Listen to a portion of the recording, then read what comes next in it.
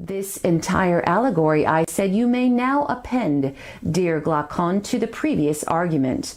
The prison house is the world of sight. The light of the fire is the sun, and you will not misapprehend me if you interpret the journey upwards to be the ascent of the soul into the intellectual world according to my poor belief. Plato's Allegory of the Cave, from Plato's Republic, Book 7. And now, I said, let me show in a figure how far our nature is enlightened or unenlightened. Behold, human beings living in an underground den, which has a mouth open towards the light, and reaching all along the den. Here they have been from their childhood, and have their legs and necks chained, so that they cannot move, and can only see before them, being prevented by the chains from turning round their heads. Above and behind them a fire is blazing at a distance, and between the fire and the prisoners there is a raised way, and you will see, if you look, a low wall built along the way, like the screen which marionette players have in front of them, over which they show the puppets. I see. And do you see, I said, men passing along the wall, carrying all sorts of vessels and statues and figures of animals made of wood and stone and various materials, which appear over the wall? Some of them are talking, others silent. You have shown me a strange image, and they are strange prisoners. Like ourselves, I replied, and they see only their own shadows, or the shadows of one another, which the fire throws on the opposite wall of the cave. True, he said. How could they see anything but the shadows if they were never allowed to move their heads? And of the objects which are being carried in like manner, they would only see the shadows? Yes, he said. And if they were able to converse with one another, would they not suppose that they were naming what was actually before them? Very true. And suppose further that the prison had an echo which came from the other side, would they not be sure to fancy when one of the passers-by spoke that the voice which they heard came from the passing shadow? No question, he replied. To them I said, the truth would be literally nothing but the shadows of the images. That is certain. And now look again, and see what will naturally follow if the prisoners are released and disabused of their error. At first, when any of them is liberated and compelled suddenly to stand up and turn his neck round and walk and look towards the light, he will suffer sharp pains, the glare will distress him, and he will be unable to see the realities of which in his former state he had seen the shadows, and then conceive someone saying to him that what he saw before was an illusion, but that now, when he is approaching nearer to being and his eye is turned towards more real existence, he has a clearer vision. What will be his reply? And you may further imagine that his instructor is pointing to the objects as they pass and requiring him to name them. Will he not be perplexed? Will he not fancy that the shadows which he formerly saw are truer than the objects which are now shown to him? Far truer. And if he is compelled to look straight at the light, will he not have a pain in his eyes, which will make him turn away to take in the objects of vision which he can see, and which he will conceive to be in reality clearer than the things which are now being shown to him? True, he said. And suppose once more that he is reluctantly dragged up a steep and rugged ascent and held fast until he's forced into the presence of the sun himself. Is he not likely to be pained and irritated?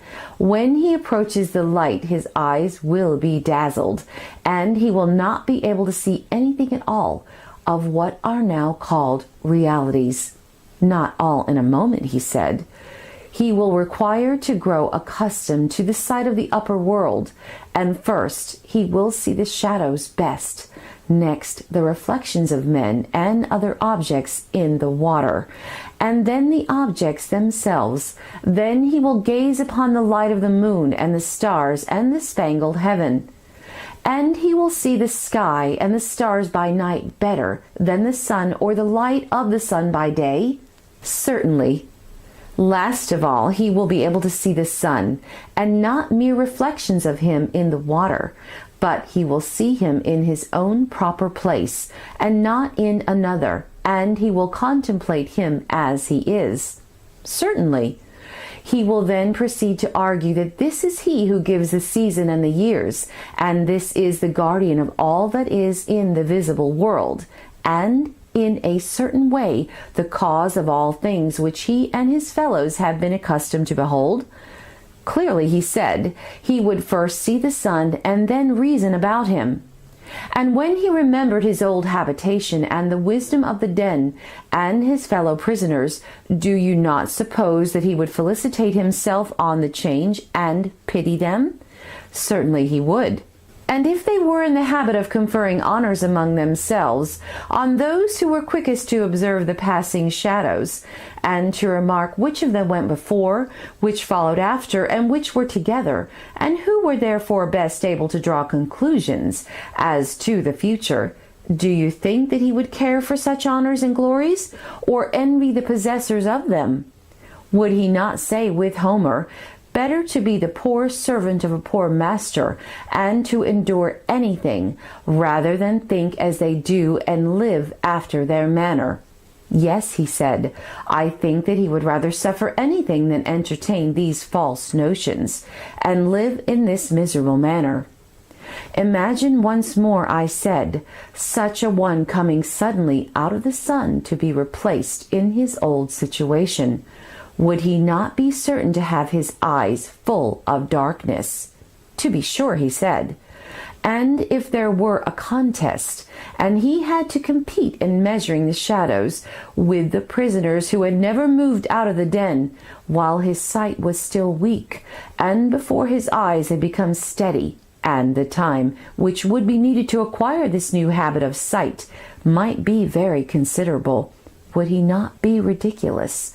Men would say of him that he went up and down and he came without his eyes, and that it was better not even to think of ascending, and if anyone tried to loose another and lead him up to the light, let them only catch the offender, and they would put him to death. No question, he said. This entire allegory, I said, you may now append, dear Glaucon, to the previous argument. The prison house is the world of sight. The light of the fire is the sun, and you will not misapprehend me if you interpret the journey upwards to be the ascent of the soul into the intellectual world according to my poor belief, which, at your desire, I have expressed. Whether rightly or wrongly, God knows, but whether true or false, my opinion is that the world of knowledge, the idea of good, appears last of all, and is seen only with an effort, and when seen is also inferred to be the universal author of all things beautiful and right, parent of light, and of the Lord of light in this visible world, and the immediate source of reason and truth in the intellectual, and that this is the power upon which he who would act rationally, either in public or private life, must have his eye fixed. I agree, he said, as far as I am able to understand you. Moreover, I said, you must not wonder that those who attain to this beatific vision are unwilling to descend to human affairs, for their souls are ever hastening into the upper world, where they desire to dwell, which desire of theirs is very natural, if our allegory may be trusted. Yes, very natural. And is there anything surprising in one who passes from divine contemplations to the evil state of man, misbehaving himself in a ridiculous manner, if, while his eyes are blinking and before he has become accustomed to the surrounding darkness, he is compelled to fight in courts of law or in other places about the images or the shadows of images of justice, and is endeavoring to meet the conceptions of those who have never yet seen absolute justice? Anything but surprising, he replied. Anyone who has common sense will remember that the bewilderments of the eyes are of two kinds, and arise from two causes, either from coming out of the light or from going into the light, which is true of the mind's eye, quite as much as of the bodily eye. And he who remembers this, when he sees anyone whose vision is perplexed and weak, will not be too ready to laugh.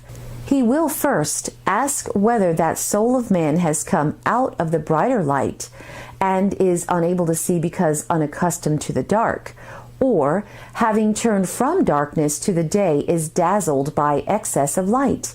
He will count the one happy in his condition and state of being, and he will pity the other, or, if he has a mind to laugh at the soul which comes from below into the light. There will be more reason in this than in the laugh which greets him who returns from above out of the light into the den. That, he said, is a very just distinction.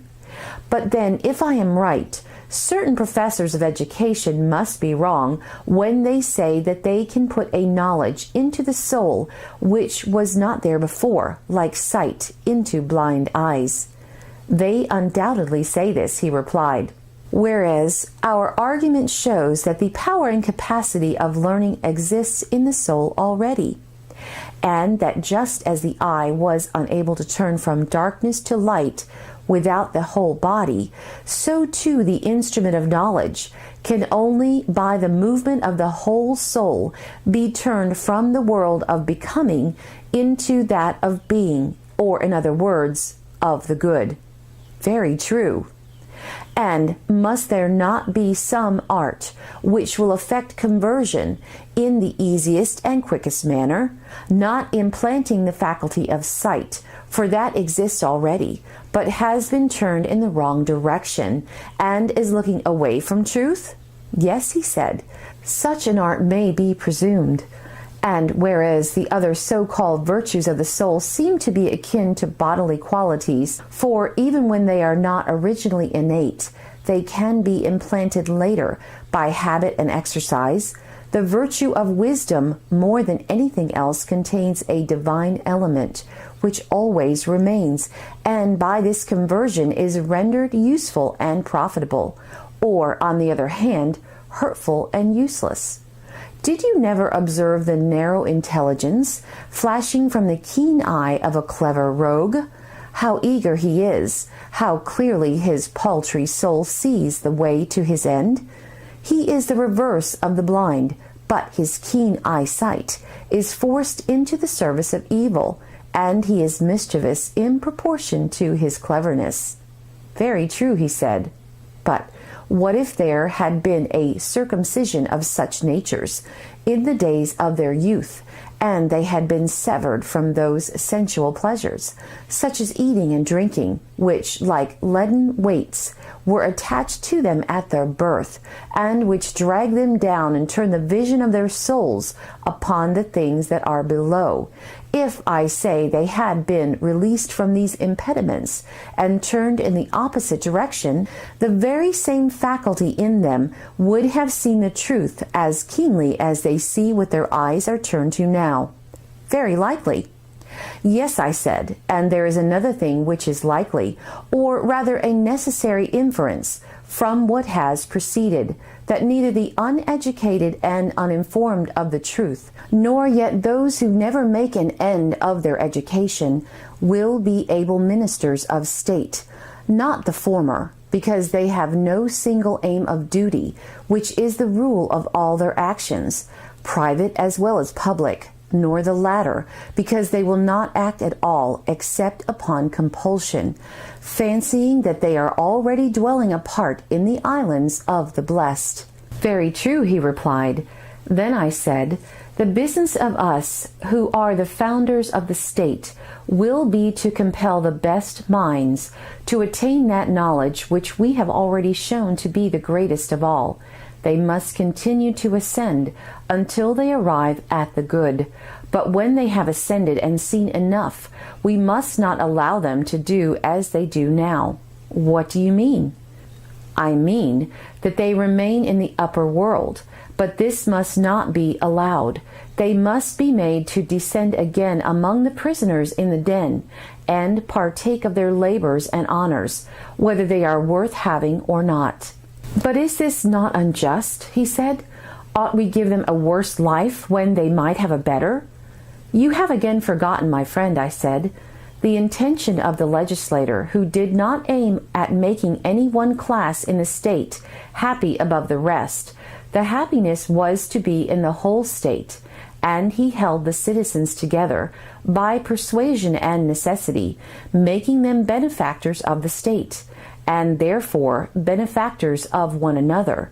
To this end he created them, not to please themselves, but to be his instruments in binding up the state. True, he said, I had forgotten. Observe, Glaucon, that there will be no injustice in compelling our philosophers to have a care and providence of others. We shall explain to them that in other states men of their class are not obliged to share in the toils of politics, and this is reasonable, for they grow up at their own sweet will, and the government would rather not have them. Being self-taught, they cannot be expected to show any gratitude for a culture which they have never received. But we have brought you into the world to be rulers of the hive, kings of yourselves and of the other citizens, and have educated you far better and more perfectly than they have been educated, and you are better able to share in the double duty. Wherefore each of you, when his turn comes, must go down to the general underground abode and get the habit of seeing in the dark. When you have acquired the habit, you will see 10,000 times better than the inhabitants of the den, and you will know what the several images are, and what they represent, because you have seen the beautiful and just and good in their truth. And thus our state, which is also yours, will be a reality, and not a dream only, and will be administered in a spirit unlike that of other states, in which men fight with one another about shadows only, and are distracted in the struggle for power, which in their eyes is a great good. Whereas the truth is that the state in which the rulers are most reluctant to govern is always the best and most quietly governed, and the state in which they are most eager, the worst. Quite true, he replied. And will our pupils, when they hear this, refuse to take their turn at the toils of state, when they are allowed to spend the greater part of their time with one another in the heavenly light? Impossible, he answered, for they are just men, and the commands which we impose upon them are just. There can be no doubt that every one of them will take office as a stern necessity, and not after the fashion of our present rulers of state. Yes, my friend, I said, and there lies the point. You must contrive for your future rulers another and a better life than that of a ruler, and then you may have a well-ordered state.